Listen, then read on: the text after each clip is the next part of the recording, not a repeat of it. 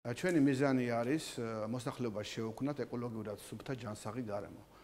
ამ მიმართულებით გვაქვს კომპლექსური სისტემა და ვმუშაობთ. ერთ-ერთი მთავარი გამოწვევა არის მყარი ნარჩენების მართვა ქვეყანაში. დღეს ამაზით მივყოფავდეთ იმერეთის რეგიონში, სადაც საკმაოდ რთული სიტუაციაა და მუნიციპალიტეტების მერებთან, რეგიონის ხელმძღვანელთან, პარლამენტარებთან ერთად მუშაობთ, რომ მივიღოთ გადაწყვეტილება, მოიძიოს ადგილი, სადაც შეიძლება მოეწყოს ნარჩენების განთავსების ობიექტი.